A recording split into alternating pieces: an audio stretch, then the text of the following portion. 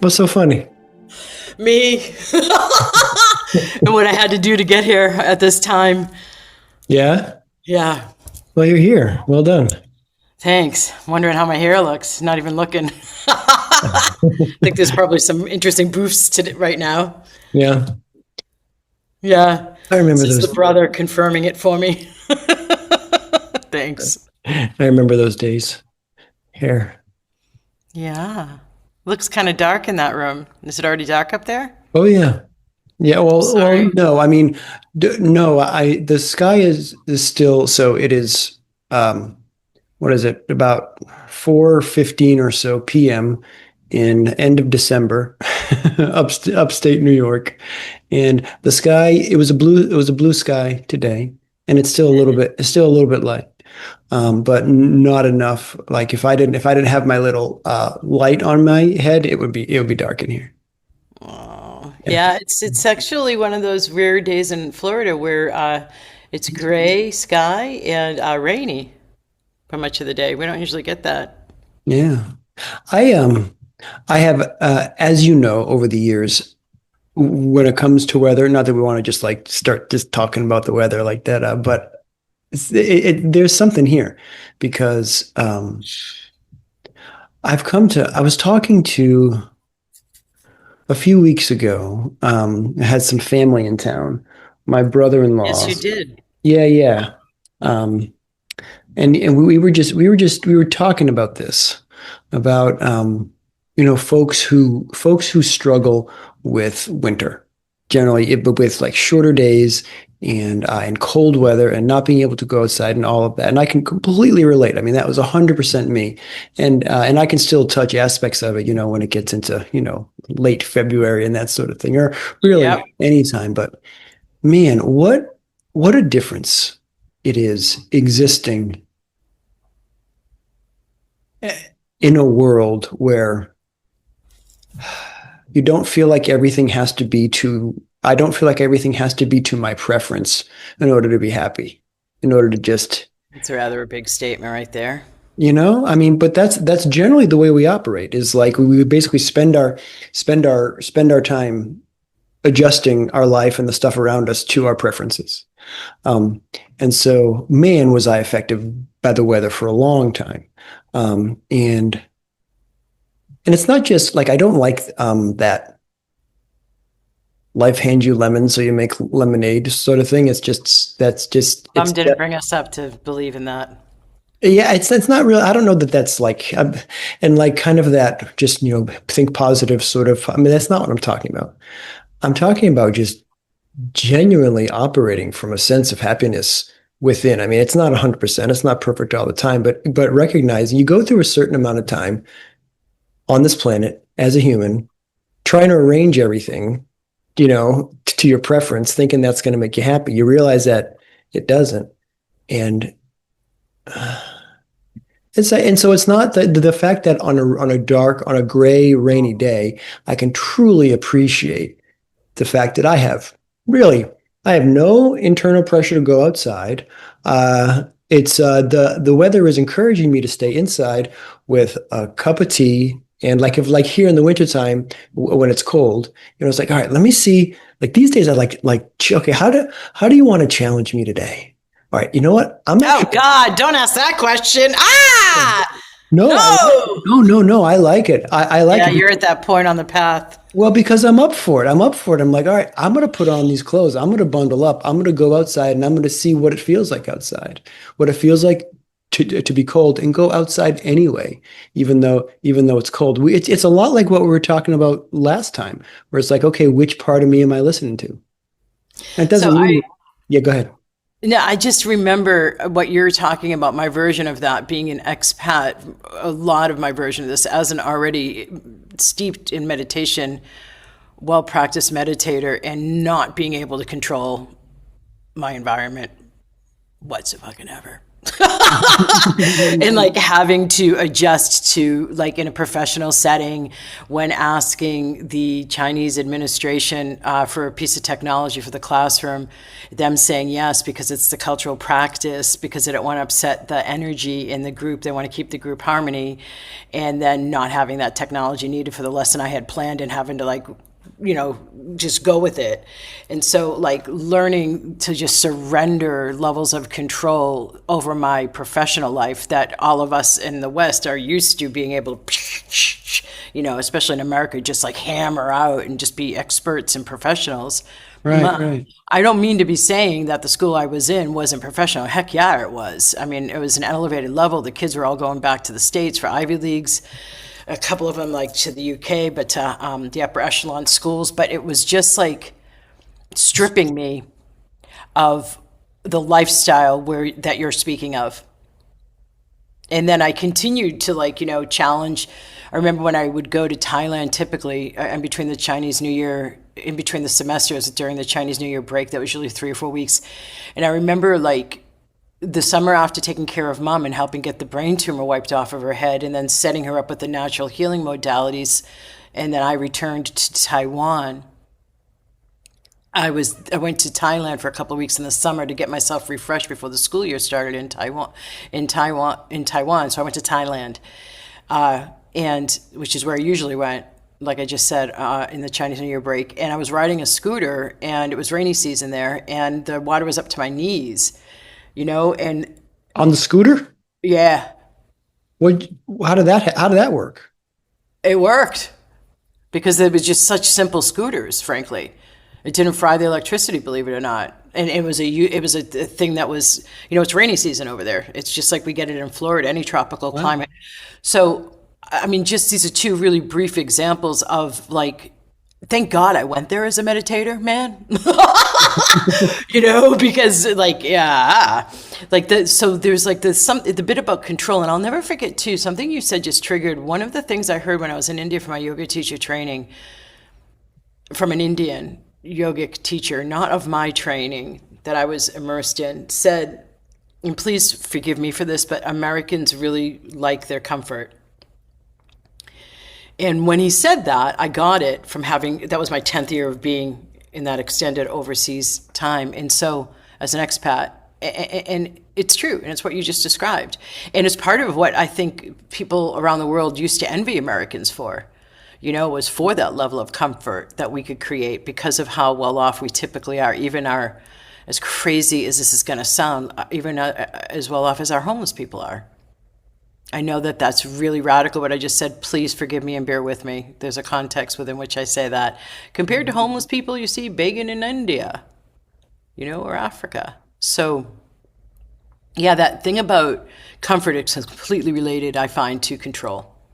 And so the more we work on ourselves and our ego mind, and we wind back the control, the need for control, the seeing that what we can control and what we need to leave to the wayside, but to influence with our perceptions, that becomes the next level. And so when you talked about, like, that question of how else are you going to challenge me today, I remember, like, being in that phase of the spiritual path, and I've had that so extensively. Like, if you think of the image of a wet towel and you have to, like, wring it out of every little last bit of water, that's what it feels like my life was for quite an extended amount of time.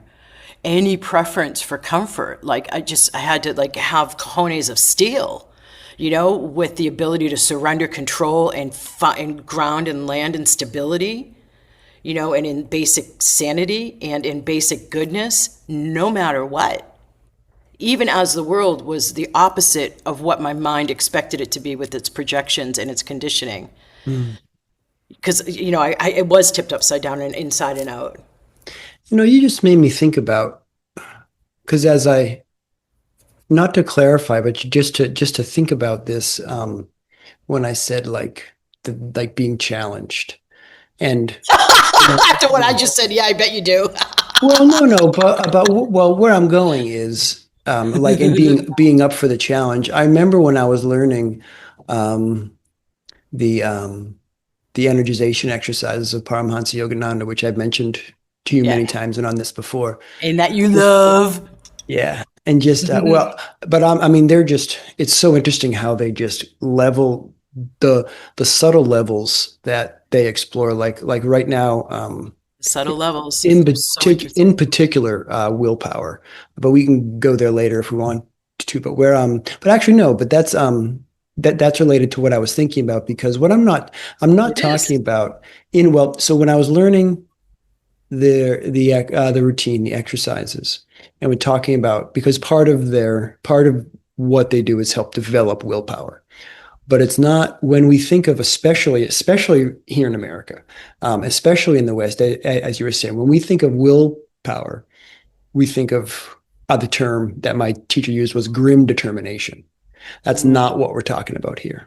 We're thinking about instead of willpower, think about it as willingness. So when I think about my, going outside, bundling up, I'd love to just walk out there in a t-shirt and shorts, but but it's 17 degrees or whatever it is today. So bundling up and going out there, it's not that grim determination, like I'm gonna like step out there hard and I'm gonna with that again grim determination, that willpower, that greediness we're talking about, like that toughness. The way Um, people approach cold plunges. Yeah, yeah, that's interesting. So just to finish that off, just like willingness, and not just willingness, but joyful willingness.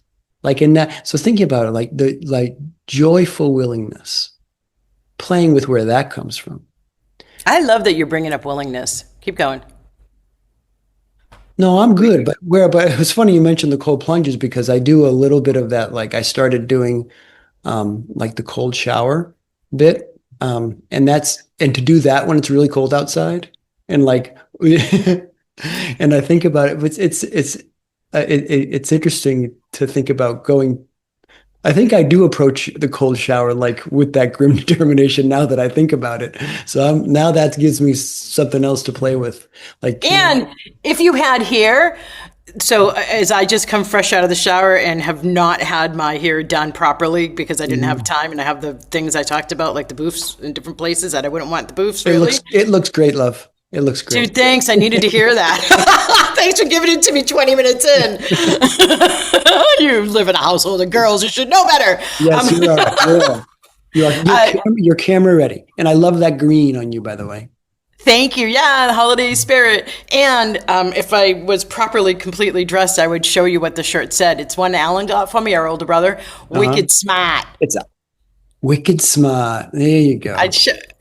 No, yeah, there you go. I like that one. I'm glad you don't have the wicked pissa on there. Because No, that's wicked smart. So the washing your hair after you're done with the warm water, that is your preference of your comfort level. Throwing it into cold, good for what we're talking about, all the stimulation of circulation and immunity that happens with cold plunges and changing of temperature. But also the hair follicles get better stimulated. So had you had hair, you would also want to go into the cold and you'd have benefits. And I bet you have benefits on your scalp because it's more directly addressing your neurology. So you could stimulate the circulation at that level too. But I want to go, what? Go ahead.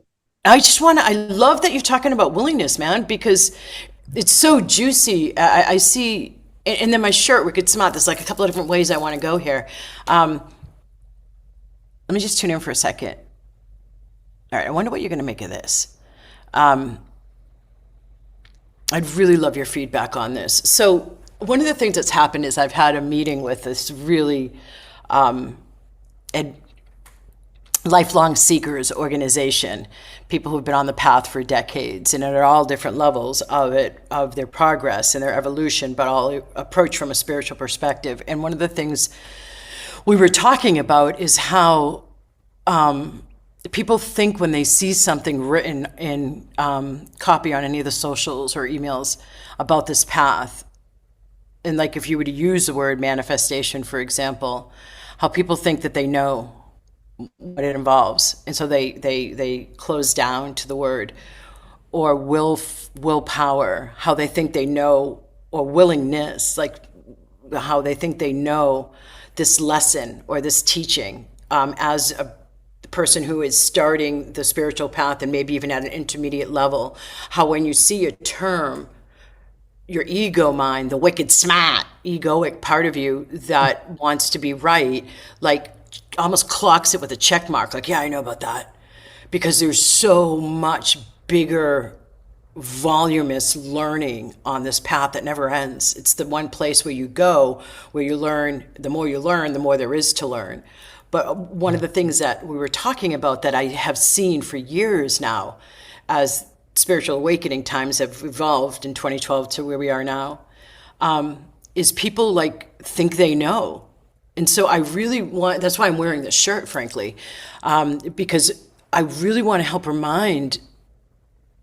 I mean, an example is this week in my mastermind call, my most advanced girl who's been with me the longest, who's gone over to the Glastonbury, England-based retreats, has done the Sacred Divine Feminine one in France and Spain and the Egypt one, the 2 new ones this year, like super advanced, 7 years. Vibrational upgrade practitioner, gives sessions, attunes people. And so she was the only one to notice when I brought the idea of there's new beliefs, like there's this new energy that's coming in now, and only those of us on the cutting edge of, I don't mean to sound so exclusive, but I'm going to say it anyway because I saw how I just said that. Only those of us on the cutting edge of consciousness are able to perceive that there's this new energy, and so any beliefs that we hold, any bit of where we think we're wicked smart, and when we project, oh, I know about that, onto something we're hearing for the 30th time. Like just the more we scale that down and these new energies coming up in 2026, the more we're going to thrive and flourish. And I know that. Isn't it different when you're on the path and you hear something like year 2 and then you go through progress, evolution, growth, you hear the same thing year 5 and it has a completely different meaning? Mm-hmm. What is that? And so that's more of what I feel like is going to be happening. But even beyond that, like no definition. The girl that I was mentioning, Terry, she was also, when I called her attention to it, she said to me, you know what? I did observe this new feeling in my heart this week. And that's what I'm talking about. Like I've been drawn in great part, and I've been also noticing how drawn I've been to my heart. I mean, I'm all about like, I say opening the heart is my backdoor approach to quieting the mind's monkey mind, right? And yet, and so gratitude, of course, everybody knows about that. But I have been finding, like, this is me distinguishing the degrees so that people don't just clock, yeah, I know what she's talking about, living in the heart, not living from the heart, not the mind, and actually receive it. Because it's like, even with where I'm at on the path, I've seen this week, like, so many times being dropped down to really be in my heart and really feel it. And I already basically really live from there. You know, do the gratitude journal every day, have the levels of compassion in order to do the work I do with others, and blah, blah, blah, the decades of living in other countries and, you know, all of the causes for me to develop compassion that are not worth our time, me listing. I still am finding like my heart responding in new and different ways and really calling to me to like recognize this moment from the heart. And what does that mean? Well, okay, be grateful for this moment. See through even more the presence of what this moment is presenting to you. Open up in those subtle ways, like more of what you could be threading in. See what this new opportunity actually is presenting you rather than what it appears to be on the surface, and live from the chest area instead of a nasally here. I mean, you're wicked smart. Mm. I'd love to hear your feedback on all of that dumpage. I was going to ask you, so what's your question? Just go, riff. Well, I think maybe the thought that came up while you were talking that might be worth sharing is,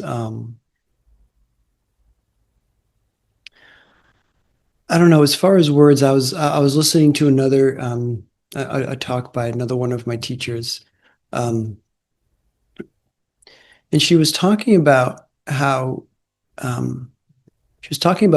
putting titles on her offerings, like on a video or something, right? Totally. And thinking like in wordsmithing it, right? And thinking about how, because she was talking about a title that seemed like just really basic and obvious. Like she wasn't super happy with how and to put it in maybe in terms of kind of what you were talking about, like maybe it was too mainstream or too just too maybe too soft. Not and the word she didn't say this, but the word that comes to mind for me now is not clever enough. Like Yeah. that's what she came to. And then as she spoke about it more, she was saying that all of that not clever enough. All of that wordsmithing, all of that. And again, this is not what she said. This is what I'm saying now. All of that kind of focus on marketing, like to get folks' attention to listen to this or watch that, was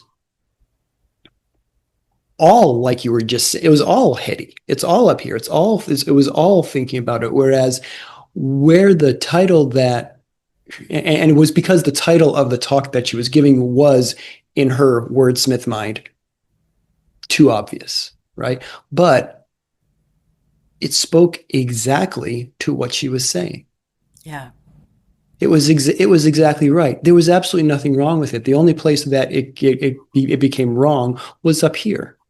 And it's so easy for us to make everything just complex and hard and complicated. And really, um,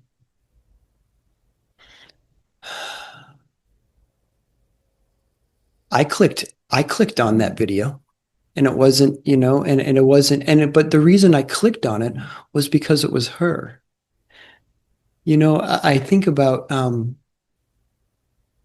because a lot of this, as far as like, what you're talking about with, seeing, seeing this title and saying, I know that check, seeing that title and I know that check. I might see a title and I might think, oh, I did a whole YouTube series on money magnetism last year. I don't need that. But if it's from someone, a teacher who I'm trying to tune into, who I believe I resonate with, and I want to, because we just we can't do it all on our own. I mean, there are people out there who've been doing this longer than I have and doing this longer than we have. There are and so what I'm up to is that's the kind of humility that I'm interested in, of just recognizing who is it, because there's an endless number of teachers we could go out there and learn from on the spiritual path. And there can be lots of interesting and potentially really helpful things out there too. But some kind of focus and where I resonate and what feels right, what makes sense to me, Feels what right. I can relate to is what's helpful. So I'm not really concerned. So if there's a teacher who I respect, who I want more of, who I want to tune into, I don't really care what she titles her her offerings. If it's like if I'm scrolling through her YouTube and I'm like, and I'm just like, I'm just going to go right here, and I'm on the cusp, Allison, right now. I think you might remember this because we're coming into like next week is Christmas. We're coming into we're already in just a really special time of the year, every year. And so this is a time where I started it. I guess it was actually just last year, so it's not like a long time thing, but last year I did like a pilgrimage on YouTube of like this one particular, focused, learning. That was brilliant. Yeah. And so I started another one last week along the same lines. And it's just, I don't really care what the title of her next thing is. I'm just going to watch it because it's next.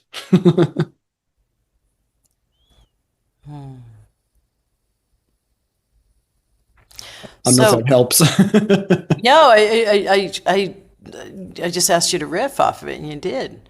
And it seems like if I heard you with accurate perception, you go by the person, the teacher, and if you've learned to develop trust and respect for them, then you'll look and listen to anything that they have. Not anything, but kind of. And so that's helpful, I think, to listeners. Like, what's one way to know where to focus because of the overwhelm? I was Yeah. listening to something recently, and I don't know, the person said there was this voluminous number that is eye-watering of how much data comes at us a day, how many posts are posts a day across all socials. It was ridiculous how much content daily is posted. But I feel like there's this newness coming in that, like, the more that we live in the when I did the Native American medicine wheel work in my late teens and early 20s, particularly when I lived out in California, but also down in Florida, I would go up to Georgia. There was this aspect of great mystery as there another way, and I've said this before to you, right? Like, it's another way to refer to Great Spirit, which is a way they call God. Mm. So I love the term great mystery because it's this inherent acknowledging of the power in not knowing. And that comes from our soil here on this side of the pond in North Yeah, there's a America. there's a lot over here. Yeah. And I feel like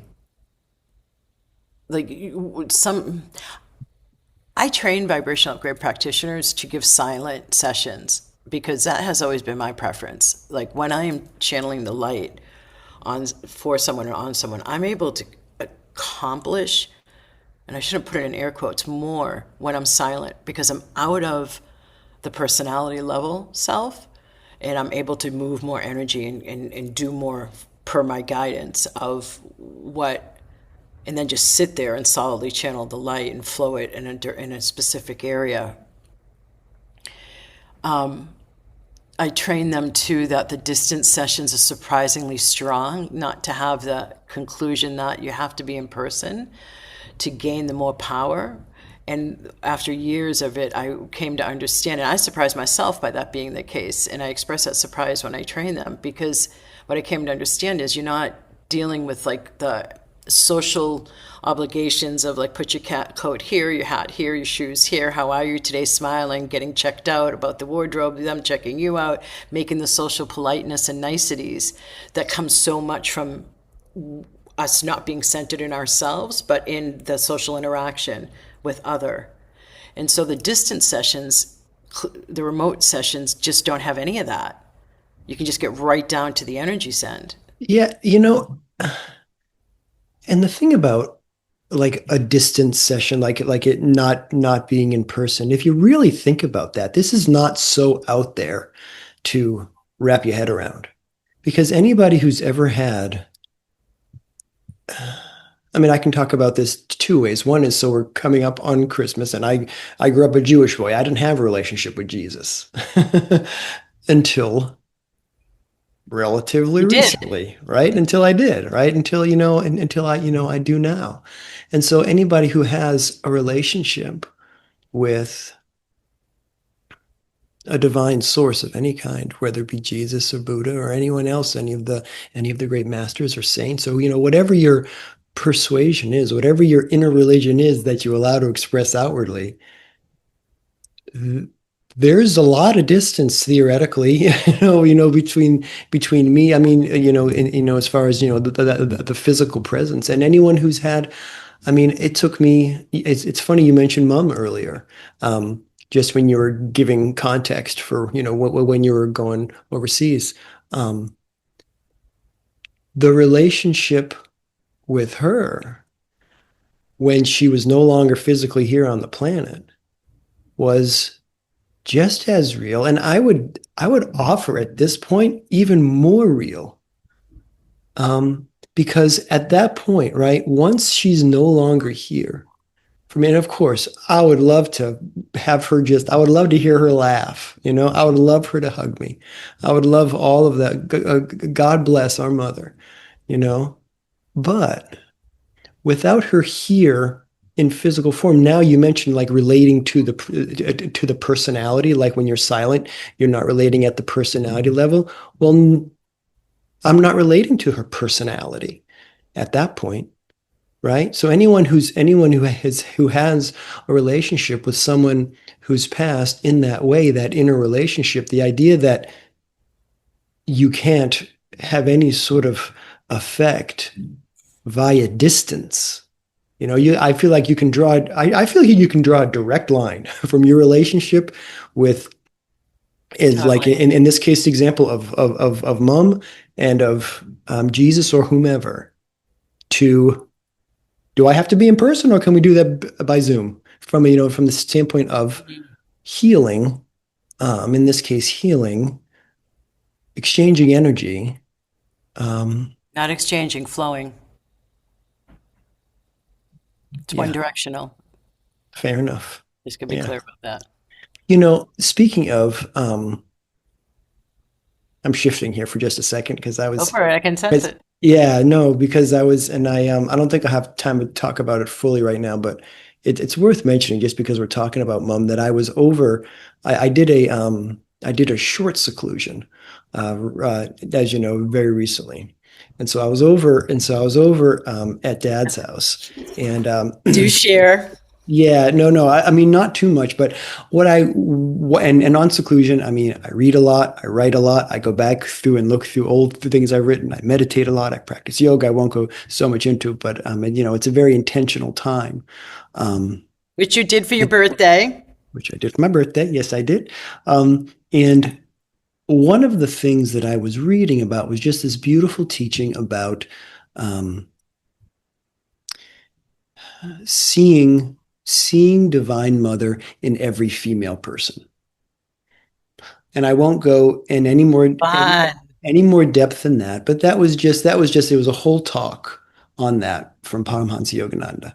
And so what I did after I was reading that and I did some meditation, I did some chanting, I was playing my guitar. I rediscovered my guitar while I was there. That was great. But I ended up afterwards, I stood up and I walked around the house and I took a picture with my phone of every picture of mom that's in that house. I've been there, done that. Yeah, yeah. So I started, Screensaver. and so I started thinking about Divine Mother in my mother. How lovely. And then I started, yeah, and then I started, and then I came home to my, and then I came home to my house where there are also more females, divine, and just in starting to really try and practice that teaching that I saw, and it was just so, ah, it was just so lovely. It Tell really, more, share more than just lovely, please, if you will. well, we were talking, it's related because again, you were talking a few minutes ago about, relating the necessity of when, you have two people here, like the extent to which right now my personality is, interacting with your personality, right? Yep. Versus anything that's happening at a more subtle level, the extent to which I can listen to you and speak to you and have, a lovely conversation with you. And at the same time, somewhere in my consciousness, recognize the divine feminine in you because you're a female. And there was just this, and of course, we don't have to go into that, how we are all have, masculine, feminine aspects, those sort of things. I don't, I'm not equipped to speak at length about that, but it was just, I don't know. It helps me. It just helps tune in it's one way, I suppose, to tune into the people around us, um, at, I don't know, a different level, another level beyond the personality. Yeah, to get to the higher divine in each of us. I hear you. It's good. Good tool. Yeah, the willingness thing, I want to come back to because I feel like I just want to emphasize that it's a really good word for the days and weeks and months and year to come. It feels like I also know the word allowing is going to be key. And I'm going into a little bit of a teaching mode, and I want to pull back from that. Okay. So, yeah, willingness, if we just use those two together, willingness and allowing. So, in this moment, because I am kind of in teacher mode, I have, one of my group calls tonight and listening to what's going to contribute most to those who are on it, and really hearing this bit here. The willingness, so I'm going to frame willingness and allowing in this way because of my greater context going on. It feels like it's a sense of self-rooting, self-cheerleading. You know how mom used to say, I'm your number one cheerleader? Yeah. And she So I've, was. oh my God. It was Attaway David K. Never been a better cheerleader, man. Yeah. And so I've translated since doing the work with meditation, and since I think my first signature talk, The Nature of the Mind, I've been saying, make your mind your ally is my tagline, but also saying becoming your own number one cheerleader in that context. And so I feel like the combination of willingness and allowing can in some way, in one way, not in some way, yield more of that becoming your number one cheerleader.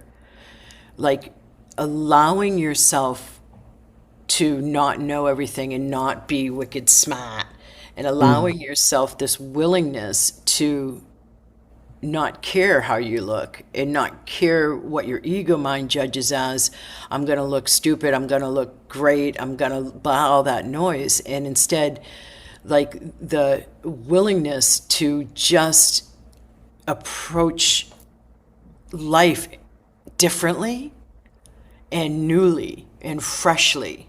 I think fresh and rebirth are not renewal, not resurrection, not with an RE, as much as freshness and new birth is really gonna help in the days and weeks to come. If anything, I'm sensing is an indication of what's to come, and it is, because some of the new energies are already here. So I feel like it's like a self-loving, which is an aspect of the heart, through self-nurturing. That's another aspect of the heart chakra, and self-care.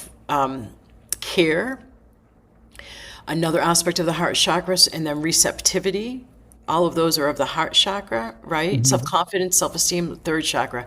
But if we stay with the heart chakra, like the more coming from the heart, right? And dropping down out of the nasally head that in the ego mind that wants to know everything and show how much it knows everything. And in the heart, like having the self-care to allow yourself to be nourished and willing to allow for freshness and newness and expansion beyond what you're familiar with into this new state of elevated divinity, accessible. Yeah. That sounds good to me. Thanks for giving me the space to be able to explore that. I don't have real, like the words aren't accessible to describe it, for it to sound different unless you're in the energy of it. Do you know what I mean? I think I do.